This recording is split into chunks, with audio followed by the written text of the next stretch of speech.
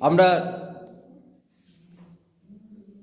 যে কবিতাটি আমরা বিশ্লেষণ করব সেটা হলো মৃদুল দাশগুপ্তের ক্রন্দনরতা জননীর পাশে।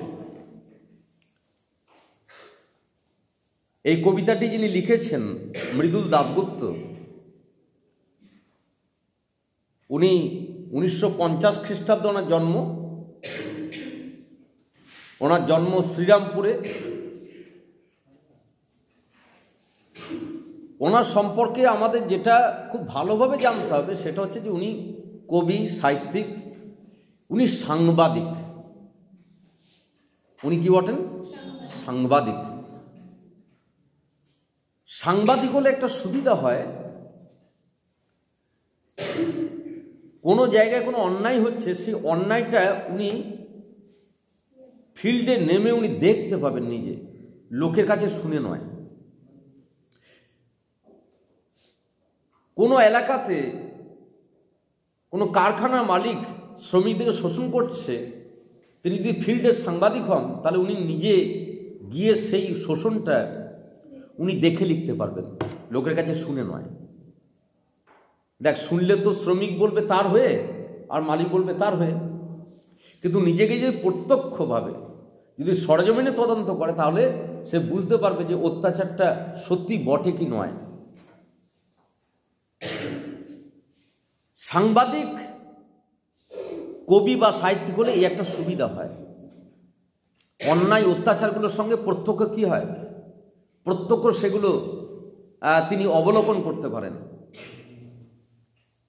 আমি অত্যন্ত গুরুত্ব দিয়ে কথাটি বললাম এই জন্যেই যে এমন একজন কবির কবিতা আমরা পড়তে যাচ্ছি যিনি যে কবিতাটি লিখেছেন এটি কিন্তু তার সম্পূর্ণভাবে নিজের চোখের দেখা।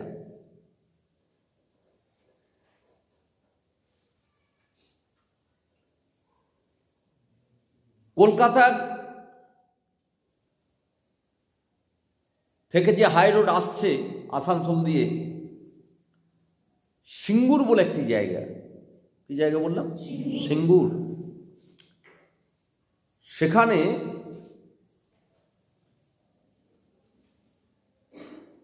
সেই কৃষকেরা তারা মাঠে কি করে? চাষ করে। সোনার ফসল, দারুণ ফসল। সেটা এত মাটি ভালো, সবচেয়ে ভালো মাটি কি করে বোঝা যায়? যে মাটিতে আলু চাষ হয়। মনে রাখবি, ধান চাষ হলেও সেই মাটি দারুণ উন্নত বোঝা যাবে না, কিন্তু আলু চাষ যে মাটিতে হয় সেই মাটি কিন্তু খুব ভালো মাটি ছাড়া আলু চাষ হয় না। সিঙ্গুর এলাকায় আমি নিজেকে দেখেছি যে মাঠের পর মাঠ আলু চাষ। সেই মাঠেতে কৃষকদের সঙ্গে সরকারের একটা সমস্যা তৈরি হয়েছিল। আমরা সবাই জানি,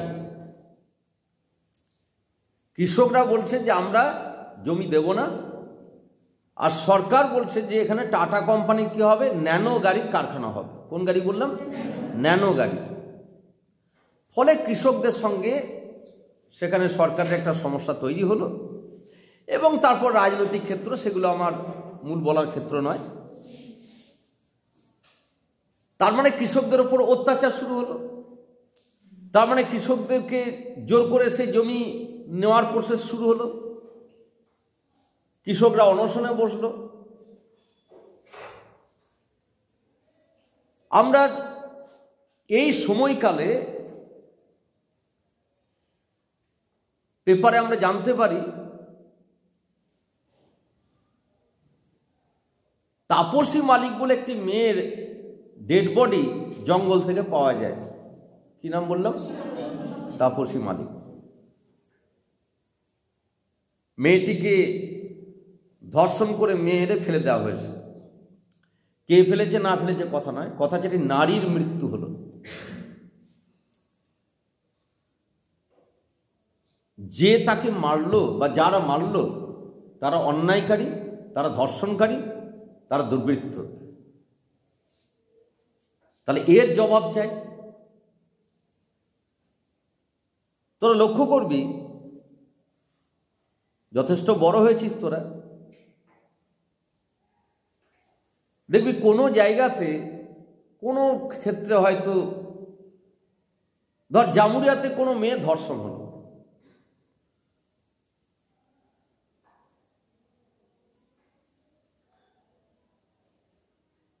আমি দুর্গাপুর থেকে সেই ধর্ষণকারীকে কি মারতে আসবো? হ্যাঁ কি না? খুব নিন্দা করব, খুব সমালোচনা করব। আমাদের মুখের বাকচাতুর্য খুব,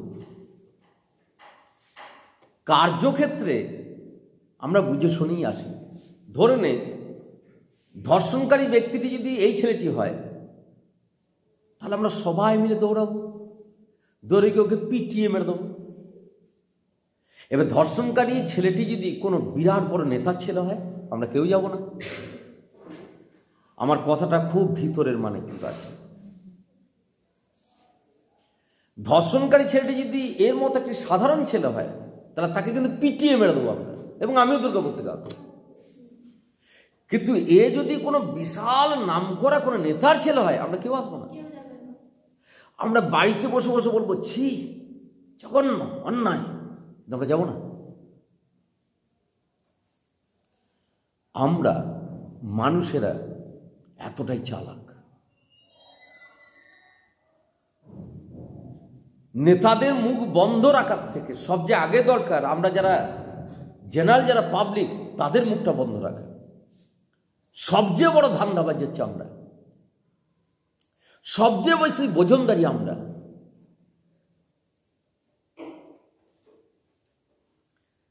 এ প্রসঙ্গে তোদেরকে একটি গল্প বলি, বাইরে কাউকে বলিস না।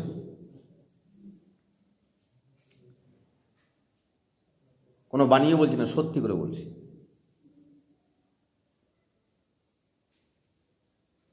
আমি একবার বাইকে করে আসছিলাম, তো একটি লরি হঠাৎ ডান দিক থেকে বাঁ দিক হয়ে মাটির নিচে নেমে গেল। ওর মন গেছে, নেমে গেছে মাটির নিচে। আর একটা বাইক ওর পিছনে পিছনে আসছিল। বাইকওয়ালা পুরো মরে যেত। লরিটা বাঁ দিকে মাটিতে নামে দাঁড়িয়ে গেছে, কিন্তু বাইকওয়ালা কিন্তু মরে যেত। তখন বাইকওয়ালা ও কিন্তু লরিটা দাঁড়িয়েছে, লরিটার কাছে গিয়ে লরির ড্রাইভারকে ও কি করবে, এবার মারবে, স্বাভাবিক, ও তো মরেই যেত। আমি তো বাইকে ছিলাম ওর পিছনে, আমি দেখলাম প্রতিবাদ হওয়া দরকার। আমি একজন মানুষ হয়ে কি করলাম, আমিও বাইক নিয়ে দাঁড় করালাম। ও ড্রাইভারকে ঘুষি মারলো, আমিও মারলাম। বল, আমি অন্যায় করেছি না ঠিক করেছি? একটা মানুষ মরে যেত, অন্যায় কি করলাম, প্রতিবাদ করলাম। তোরা বলবি আপনি একদম সাচ্চা লোক আছেন, দারুণ লোক আছেন। আরো লোক জুটে গেল, কারণ ড্রাইভারের শাস্তি হওয়া দরকার। একটা মানুষের প্রাণ নিয়ে নিচ্ছে। আমি কিন্তু ওকে কিন্তু এক ঘুষি দিয়েছি, ওই ড্রাইভারের সেই পাদানিতে উঠে। বেশ কয়েক মাস পর দুর্গাপুরে বিগ বাজারে ওখানে সামনে, ওখানে তখন বাইক রাখতে দিত সামনে, রাস্তার ধারেই বাইকগুলো সব পরপর রাখা যাবে। তা আমি বাইক নিয়ে, আমার বিগ বাজারে কিছু জিনিস কেনার ছিল, তা আমি সেখানে একটি মাত্র গ্যাপ পেয়েছি। কটা গ্যাপ বললাম? একটি গ্যাপ, মানে অন্য বাইক রাখা আছে, একটি গ্যাপ আছে। আমার বাইকটা যেই ঢোকাতে যাচ্ছি, আরেকজন এসে আমার বাইকটাকে ধাক্কা মেরে গিয়ে ঢুকিয়ে দিল নিজের বাইকটা। অন্যায় কাজ। কি অন্যায় করেছে? আমি কোনো অন্যায় করিনি। আমার গাড়িটাকে ধাক্কা মেরে ঢুকিয়ে দিচ্ছে, অর্থাৎ আমি ঢোকাবো, আস্তে আস্তে ঢোকাতে যাচ্ছি, ও তাড়াতাড়ি এসে কি ঢুকিয়ে দিকে আমার গাড়িটা ধাক্কা মেরে ঢুকিয়ে দিল। আমার কি করণীয়? আমি রেগে গিয়ে চিৎকার করতে করতে ওর গাড়ির পিছনে গিয়ে কি করলাম, আমার গাড়ি দিয়ে কি করে দিলাম, ধাক্কা দিয়ে দিলাম। আমি ঠিক না ভুল করেছি? বেশ ঠিক করেছি। যথারীতি সে রেগে গেছে, এদিকে আমি তো রেগে আছি, অন্যায় তো করেছি, আমি তো অন্যায় করেছি, অন্যায় করিনি, আমি অন্যায় বিরুদ্ধে প্রতিবাদ করছি। আমি ঢোকাতে যাচ্ছি, আমাকে একটা ধাক্কা মেরে সেখানে ঢোকাবে, তাহলে আমিও তার পিছনে ধাক্কা মারব। অন্যায় যে করে সেই অন্যায় সহ্য করা উচিত নয়। সেই ব্যক্তি আবার বাইক থেকে নামছে, আমিও ছাড়বো না, আমিও বাইক স্ট্যান্ড করে নামতে যাচ্ছি। সেই ব্যক্তি যখন নামছে আর ওনার স্ত্রী ওনাকে টেনে ধরে থাকছে, মানে স্ত্রী আসতে দেবে না, উনি আমাকে মারতে আসছে, আমি তো ছাড়বো না, আমি কি ছেড়ে দেবো? কিন্তু ওনার যা ফিগার, ওনার যা দেহের আকার, আমি তো এতক্ষণ ওসব দেখিনি, আমি তো আমার বাইক মেরেছে, আমি তোমার বাইক কি হয়েছে, লোকটাকে তো দেখিনি এত ভালো। সেই লোকটা আবার বাইক থেকে নামছে আর তার স্ত্রী মিসেস তাকে টেনে ধরছে, মানে আসতে দিচ্ছে না, মানে ও আমাকে মেরেই দেবে এরকম করে আসতে যাচ্ছে। এবারে তোরা বল যে আমি কি তার সঙ্গে মারপিট করতে যাব? আমি কি অন্যায় প্রতিবাদ করব? আমরা এতটাই চালাক, আমরা এতটাই ধান্দাবাজ। আমি বাইকটা স্টার্ট দিয়ে, জোরে স্টার্ট দিয়ে পালিয়ে গেলাম। স্যার বিগ বাজার না, যাব না। স্যার আপনি যে অন্যায় প্রতিবাদ করছিলেন না, করতেন, লরির ড্রাইভারের কাছে করতে আছে। কার কাছে করতে হয়? লরির ড্রাইভার। আর বিগ বাজার ওই বাইকের কাছে ততক্ষণ করতে হয় যত কোনো প্রভাবশালী নয়, ফিগারটা প্রভাবশালী না। ও তো আমাকে মেরেই দেবে। আমি যখন বুঝে গেলাম যে আমাকে মেরেই দেবে, আমরা হচ্ছে এরকম টাইপের। আমরা মানুষেরা, এই জনগণ বড় বড় কথা বলে, জনগণ তারা অবস্থা দেখে তারা পজিশন নেয়। কি দেখে বললাম? অবস্থা দেখে। ওই ছেলেটা ওরই বন্ধুকে বলবে প্রেম কর, প্রেম কর, আমি আছি তোর সঙ্গে, বিয়ে করে নে, বিয়ে করে নে। এবারে ও যখন বিয়ে করে নিয়ে বলছে আজকে রাতটা তোর বাড়িতে থাকতে দিবি, বলবে আমি নাই। আমরা এরকমই ক্যারেক্টার। অবস্থা বুঝে কি করি? ব্যবস্থা করি। আমার ক্রন্দনরতা জননীর পাশে মুকেশ আম্বানির স্ত্রী যদি মারা যায়, আমি চান্স পাবো না, মানে ওখানে ঢোকার চান্স পাবো না। ওখানে অমিতাভ বচ্চন, সচিন তেন্ডুলকার, হাইফাই লোকরা যাবে, প্রধানমন্ত্রী, রাষ্ট্রপতি, বিভিন্ন লোক যাবে। আর আমাদের এই গরিব মানুষটার স্ত্রী যদি মারা যায়, পোড়ানোর লোক পাওয়া যায় না। আমরা অবস্থা বুঝে ব্যবস্থা করি। বাড়িতে দুটো বাড়ি থেকে নেমন্তন্ন আসছে, দেখবি তোদের বাড়িতে। একটা বাড়িতে গরিব ঘরের বিয়ে, একটি বড়লোক ঘরের বিয়ে। বাড়িতে তো মারপিট শুরু হয়ে যায় বড়লোক ঘরে বিয়েতে যাও বলে। ভোজের স্ট্যান্ডার্ডটা ভালোই পাওয়া যাবে না, খাওয়া দাওয়াগুলো কেমন। এই হচ্ছে আমরা। আমরা অবস্থা বুঝে কি করি, স্বার্থ বুঝে কি করি। দেখ, রাজনীতির ক্ষেত্রে ভালো করে লক্ষ্য রাখবি, দেখ ভোট গেল, জানিস তোরা খুব ভালো করে জানিস যে একটি দল আসবে বলে একটা হাওয়া এসেছিল। কাতারে কাতারে লোকগুলো সব ওই দলের কি করছে, প্রশংসা করছে, আর সবাই বলছে আমি ওই দল। তারপরে সেই দল এলো না, এখন সবাই বলছে আমি এই দল। কি হলো ব্যাপারটা?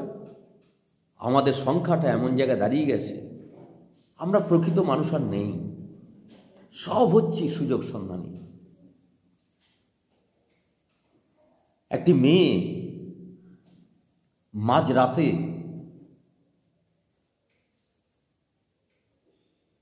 সেই মেয়েটি 4 চাকা গাড়িতে যাচ্ছিল, স্বামীর সঙ্গে তার কোনো ঝামেলা হচ্ছে, স্বামী ডাক্তার। তখন মেয়েটি রেগে গাড়ি থেকে নেমে ও হেঁটে হেঁটে চলে যাচ্ছে। এবার অন্ধকারের মধ্যে স্বামী আর দেখতে পাই না, রাগের বশবর্তী হয় মানুষের, হতেই পারে।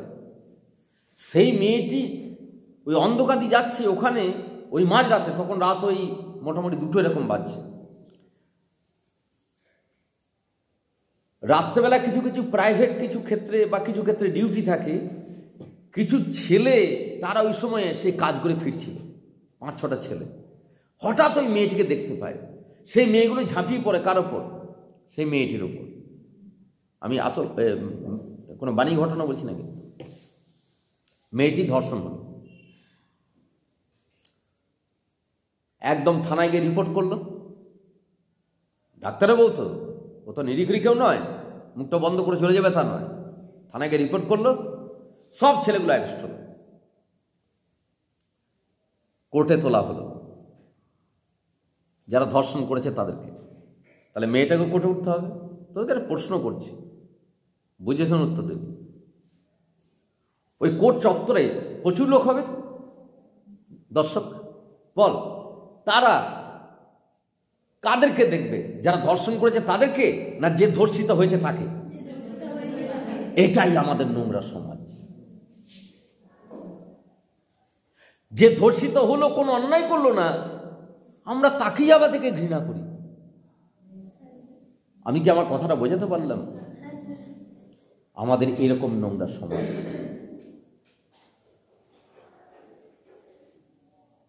আমরা ওপরে ওপরে গিয়ে আহারে উড়ে করি।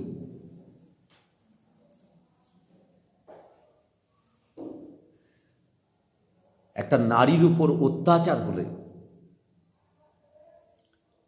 আমরা সেটা ভিতর থেকে অনুভব করি না। একটা নারীর উপর নির্যাতন হলে আমরা ভিতর থেকে অনুভব করি না। তাহলে সমাজ গিয়ে প্রতিবাদ করত। সমাজের মানুষ নিজেরটা বোঝে চলে সবসময়। তোর পাশের বাড়ি একজন বৌমা, সে প্রচন্ড অত্যাচারিত হচ্ছে, আশেপাশের প্রতিবেশীরা চুপ করে থাকে, কেন? ঝামেলার মধ্যে জড়াবো না, কারণ যে কোনো সময় পুলিশ কেস হতে পারে, আরে মরে যেতে পারে, তবু কিন্তু আমরা জড়াবো না। আমি নির্বিকার, দেখতে পাইনি কিছু, আমি চাঁদ দেখছি। আকাশে কি দেখছি এখন? চাঁদ দেখছি। কি বললাম? তোর বাড়িতে যে ডাকাত পড়ে, আগের দিন বলছিলাম না, আমাকে ডাকছিস, স্যার ডাকাত পড়েছে আমাদের বাড়িতে, রক্ষা করুন, আসুন। বল, আমি আসবো? রাইট, আমি আসবো না। পরে সকালে উঠে বলবো ঘুমিয়ে গেছিলাম, আমি জেগেছিলাম। আমরা এতটাই নোংরা মানসিকতা। কবি সে কথা এখানে বলছেন, ক্রন্দনরতা জননীর পাশে। যে জননীকে কোলছাড়া করে দিল, যে জননীর সন্তানকে মেরে দিল, আমরা গিয়ে সে যদি প্রভাবশালী হয়, আমরা কি প্রতিবাদ করি? আমরা আহারে উড়ে পড়ে চলে আসি। যদি সে জননী বলে আমার ছেলেকে মেরে দিল ওরা, আপনারা আসুন, আমার সঙ্গে আসুন, চলুন প্রতিবাদ করি, পিছনে দেখবে কেউ নাই। আমাদের সমাজে আমরা মানুষেরা এতটাই নোংরা, এতটা ধান্দাবাজি, এতটা স্বার্থবাজ, আমরা কেউ কাউকে বুঝি না, কেউ কাউকে নিয়ে চলি না। সেই জন্য বিপদ যখন আমার আসে তখন তোমাকে পায় না, আর তোমার যখন বিপদ আসে তখন তুমি কাকে পাচ্ছ না? আমাকে পাচ্ছ না। আসে এবার কবিতায়, ক্রন্দনরতা জননীর পাশে এখন যদি না থাকি, কখন? কখন? বিপদের সময়। সুসময়ে সকলেই বন্ধু বটে হয়, অসময়ে হায় হায় কেউ কারো নয়। সুসময়ে বান্ধবী গলা জড়িয়ে ধরে দেখবি বাইরে গিয়ে ঘুগনি খাচ্ছিস। এখন অসুস্থ হয়ে যায়, রক্তের দরকার হোক, বান্ধবী রক্তের সঙ্গে মিলে যাচ্ছে, দেখবি বান্ধবী নাই, ফোনে সুইচ অফ। তুই আবেগের বশবর্তী বলবি স্যার আমার বান্ধবী এরকম নয়। বাস্তবে যখন আসবি না, তখন দেখবি সুসময়ে বন্ধুরা সব পালিয়েছে, সুসময়ে প্রতিবেশীরা সব পালিয়েছে, সুসময়ের লোকজনরা সব পালিয়েছে। একদম খাঁটি কথা, খুব খাঁটি কথা। আমাদের অসময় যখন আসে না, তখন মনে হয় সব থাকবে। আপনি ঠিক বলছেন না, অসময় এলে তখন প্রমাণ পাবি। ক্রন্দনরতা জননী, যে জননী কাঁদছে, সেই জননীর পাশে কবি রিকোয়েস্ট করছেন, এখন যদি না থাকি কেন তবে লেখা, কেন গান গাওয়া? বড় বড় কবি গান গাইছে, বড় বড় লেখক লিখছে, আর মানুষ যখন দুঃসময় তখন পাশে দাঁড়ায় না। তাহলে ওরকম লেখার মানে কি হয়? তাহলে তুমি ভেজাল। তোমার সত্তার মধ্যে তাহলে কি নেই? তোমার সত্তার মধ্যে খালি নাম যশ নেব। তোমার সত্তার মধ্যে ওই লেখাটার সঙ্গে তোমার কাজের কিন্তু কোনো মিল নেই। তোমার হচ্ছে বড় বড় পুরস্কার নেব। এইখানেই তো রবীন্দ্রনাথের সঙ্গে জলকবির পার্থক্য। রবীন্দ্রনাথ ইংরেজের বিরুদ্ধে প্রতিবাদ করতেন লেখার মধ্য দিয়ে। তিনি তো আর লাঠি নিয়ে মারপিট করতে যেতে পারেন না, তিনি তার লেখার মধ্যে দিয়ে তিনি নাইট উপাধি ত্যাগ করেছিলেন। আর রবীন্দ্রনাথ গাছ লাগাও বলেননি, গাছ লাগাও বলেছেন, আবার লাগিয়ে সে গাছকে যত্ন করে কি করেছেন। আর বহু কবি, বহু গায়ক মুখে দেখবি বড় বড় কথা, দেখবি গানের ভাষা দেখবি মনে হবে যে ইনি নাম বিবেকানন্দের দাদু। কার্য করতে দেখবি ধান্দাবাজ, শুধু নিজের আখেরটা গুছিয়ে নেওয়া। এরকম ভুরি ভুরি আছে, আমি কটা উদাহরণ দেবো তোকে। ভুরি ভুরি আছে কবি, সাহিত্যিক, লেখক, গায়ক, ভুরি ভুরি আছে। সেটাই কবি বলছেন, কেন তবে গান গাওয়া? কি জন্য গান গান? আমফানে ঝড়ে মরে যাচ্ছে, আর সেই বড় বড় গায়করা বাড়িতে বসে চিলি চিকেন মদ খাচ্ছে, আর স্টেজে গিয়ে গদগদ ভাব নিয়ে আমরা মানুষের জন্য করি না। তাহলে কেন লেখা, কেন গান গাওয়া? তাহলে আপনার লেখাটা কৃত্রিম, আপনার গান গাওয়াটা কি বটে? কৃত্রিম।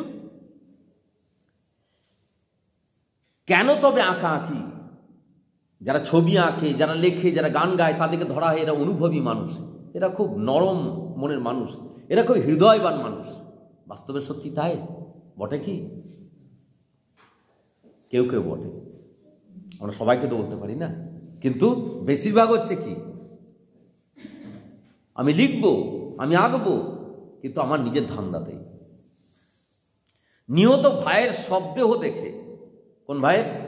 নিহত ভাইয়ের শবদেহ দেখে নাই যদি হয় ক্রোধ, কেন ভালোবাসা, কেন বা সমাজ, কিসের মূল্যবোধ? নিহত ভাই, তুই এত প্রশ্ন করবি আমাকে যে স্যার আমার ভাইকে যদি মেরে দেয় আমি কি ছেড়ে দেবো? ওই ভাই বলেনি, আমার সমাজের ভাই। এখানে আমরা যারা ক্লাস নিচ্ছি, যারা ক্লাস করছি, আমরা তো একই ভাই, আমরা মধ্যবিত্ত শ্রেণী। তাহলে এই মেয়েটাই তো আমার বোন, এই ছেলেটাই তো আমার ভাই, কারণ আমরা তো একই শ্রেণী, আমরা তো মুকেশ আম্বানির শ্রেণী নই। তাহলে নিহত ভাই, যে ভাই তোমার পাড়ার, তোমার গ্রামের, তোমার পাশের গ্রামের, যে ভাই করে অন্যায়ভাবে মেরে দিল, তার ডেড বডি দেখে যদি আকাশের দিকে তাকিয়ে থাকি, আজকে চাঁদ ওঠেনি না, আমরা স্লিপ কেটে বেরিয়ে যাওয়ার চেষ্টা করছি না? আমরা করি না? একজন বলছে আমার মেয়েকে ধর্ষণ করেছে, চলুন পাড়ার সবাই চলুন থানায়। যাবে সবাই থানায়? হ্যাঁ, সবাই যাবে থানায়। যে ধর্ষণ করেছে সে যদি কমজোরি হয়, আবার বলছি কথাটা, আমার লরির ড্রাইভারকে মার দেওয়াটা ভালো করে মাথায় রাখবে।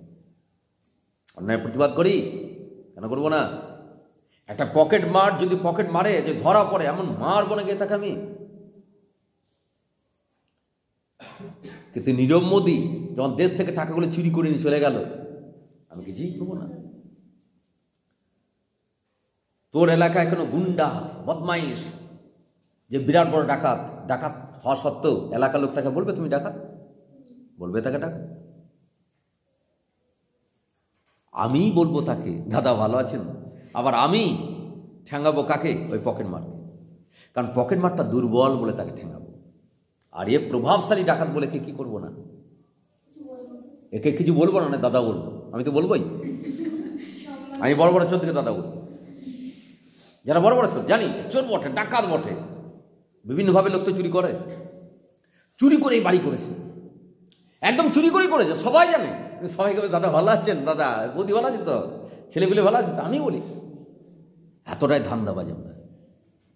সবচেয়ে বড় অভিনেতা তো আমরা রে। আমরা নেতাগুলোর দিকে আঙুল তুলি না, আমরা এই গুন্ডাগুলোর দিকে আঙুল তুলি না, সবচেয়ে বড় ছলনাকারী কারা? আমরা, এই জনগণ। জনগণ প্রচণ্ড নিজেকে চালাক ভাবে। ভালো করে দেখবি, এইভাবে আমরা অ্যাডজাস্ট করে চলি। তোরা বল না যে সত্যি করেই আজকে এই মোড়েতে, এই বাস স্টপে যে এখানে একটা পকেট মার ধরা পড়লে তাকে কতজন মারে বলতো একবার? কতজন মারে বলতো? আচ্ছা, তোর এলাকায় কি আর ডাকাত নাই, চোর নাই? সব জানা সত্ত্বেও মারে কেউ? চুরি করছে দেখেও মারে কেউ? মারে না। আমরা কতটা অ্যাডজাস্ট করে নিই বুঝতে পারছি। লরির ড্রাইভারকে মারি আমরা, বিগ বাজারে এই চেহারা, হরি বাবারি। আমার বিগ বাজার ঢোকাই হলো না। হলো না তো কি আছে, অন্য জায়গায় করে নেবো। বিগ বাজার যাবো না, 3 দিন যাইনি। কত বড় ধান্দাবাজ আমি বুঝতে পেরেছি।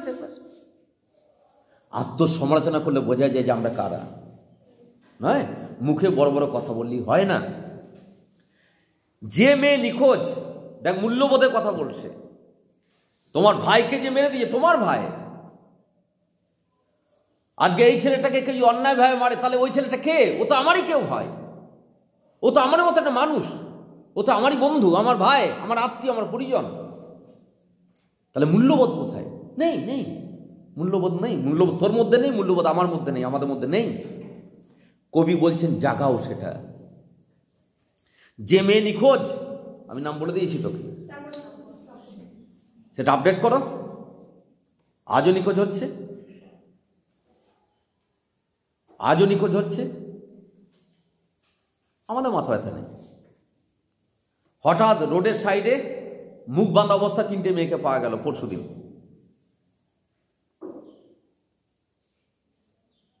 ভাগ্যে পুলিশ হাতে ধরা পড়লো। এরকম দৈনিক কোনো না কোনো তাপসী মালিক কি হচ্ছে, নিখোঁজ হচ্ছে। আমাদের মাথা ব্যথা নেই। আমরা কি দেখি? চাঁদ দেখি, গাছে আম পেকেছে, আম খেয়ে নি।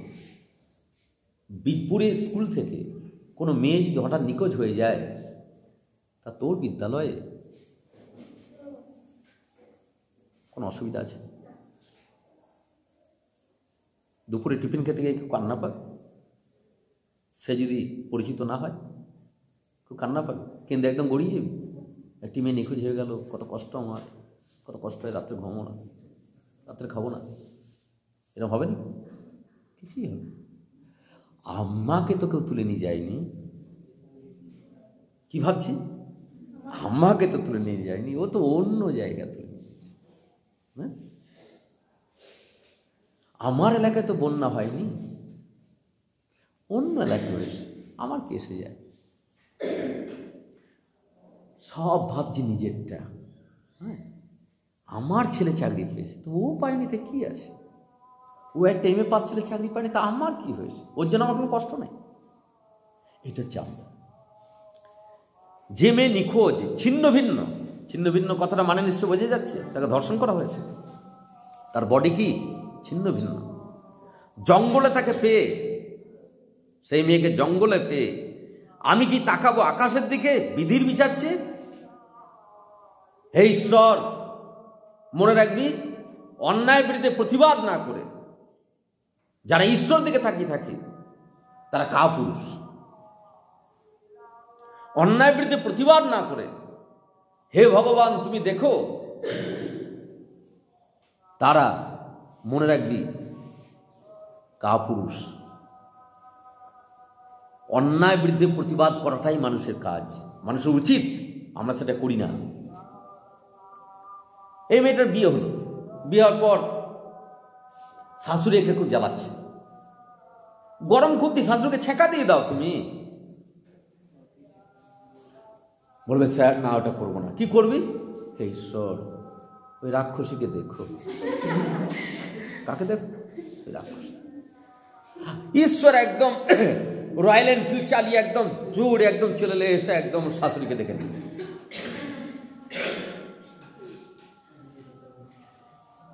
অন্যায় বিরুদ্ধে প্রতিবাদটা কাকে করতে হবে বাবা? নিজেকেই। ওই জ্বালাচ্ছে না, গরম খুঁতরে ছেঁকা দিয়ে দিতে হবে। বলবি স্যার তাহলে তো আরো ঝামেলা বেড়ে যাবে। বারুক, কিন্তু আমি কিন্তু অন্যায় বিরুদ্ধে প্রতিবাদ করেছি। বিগ বাজার থেকে পালিয়ে গিয়ে কি বললাম? ঈশ্বর আমি কিন্তু কোনো অন্যায় করিনি, ওই লোকটা অন্যায় করেছে, আমি পালিয়ে আসতে বাধ্য হলাম। এটা কাপুরুষের কাজ হলো। কোন পুরুষে বললাম? কাপুরুষের কাজ হলো। বিধির বিচার চাওয়া, একটা উদাহরণ দিয়ে বোঝায়, তাহলে বুঝতে পারবে। ইবসেনের এ ডলস হাউস, ইবসেন নরওয়ের বিখ্যাত নাট্যকার, এ ডলস হাউস, সে ডলস হাউস নাটকের নায়িকার নাম হচ্ছে নোরা। তো নোরার স্বামী নোরার ওপর অন্যায় করেছে, না কোনো মারধর করে কিছু না, তাকে তাকে কি বলবো যে তাকে মনে খুব আঘাত দিয়েছে একটা। নোরা মনে এত আঘাত পেয়েছে যে নোরা বলছে এই ঘরে আমি থাকবো না।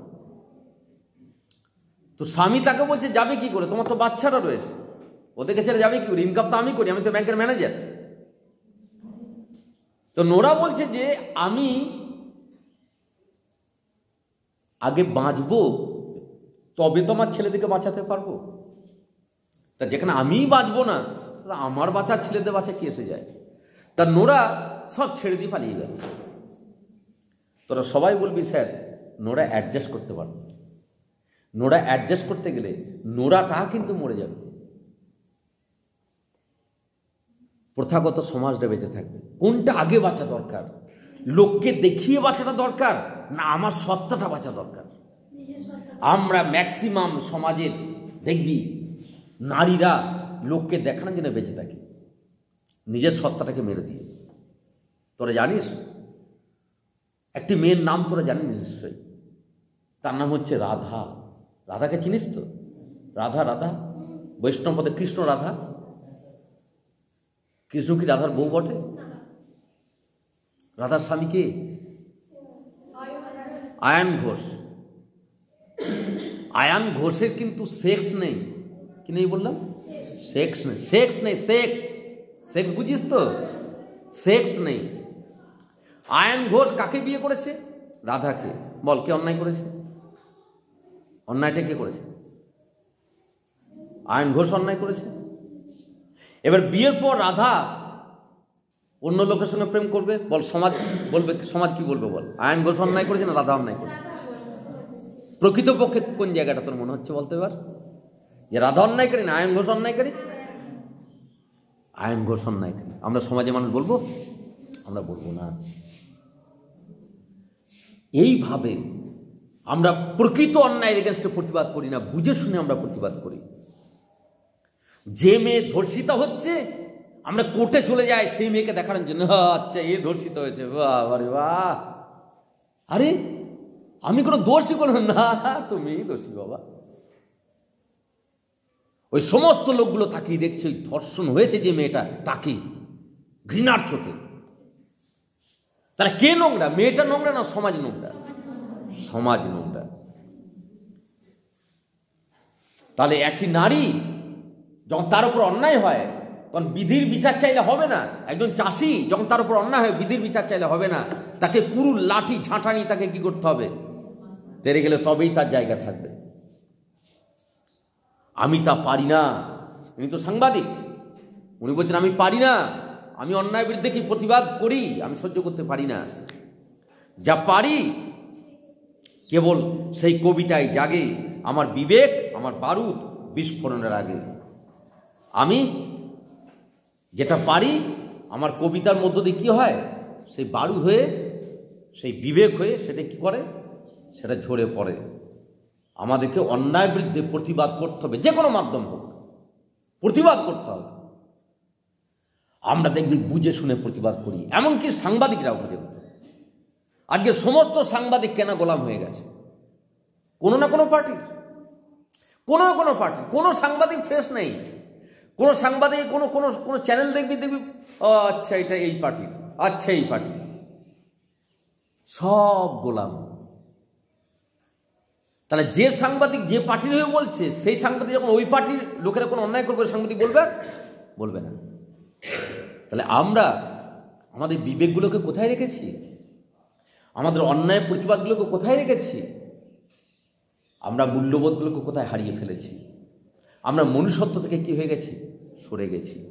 সেই জন্যে কবি বলতে চাইছেন যে কোনো মাধ্যম হোক, গল্প লেখার মধ্য দিয়ে হতে পারে, কবিতা লেখার মধ্য দিয়ে হতে পারে, রাস্তায় বেরিয়ে মিছিলের মধ্য দিয়ে হতে পারে, অন্যায় যেখানে হবে সে অন্যায়ের বিরুদ্ধে কী করতে হবে? প্রতিবাদ করতে হবে। ওই যে মা কাঁদছে, তার মেয়েকে কোল থেকে কেড়ে নিয়েছে, ওই মায়ের পাশে দাঁড়াবো না আমরা? যদি আমরা দাঁড়াতেই না পারলাম, লেখালেখির মধ্য দিয়ে হোক, মিছিলের মধ্য দিয়ে হোক, মোমবাতি জ্বালানোর মধ্য দিয়ে হোক, যদি দাঁড়াতেই না পারলাম, তাহলে মূল্যবোধ কোথায়? আমরা তাহলে মানুষ আর কোথায় রইলাম? আমাদের সঙ্গে বনের একটা বাঘের কোথায় পার্থক্য রইল? কেমন প্রশ্ন কর, যদি প্রশ্ন থাকে।